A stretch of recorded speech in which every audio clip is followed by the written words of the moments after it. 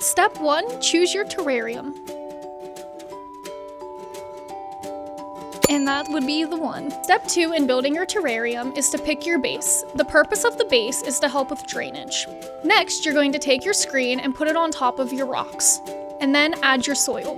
This is what your terrarium should look like by these steps. The third step in building your terrarium is to choose your plants. For this size terrarium, you're gonna wanna stick to 2 to 3 plants. For this terrarium, we chose 2 palillas, and you're gonna wanna bury the root and then tamp around it.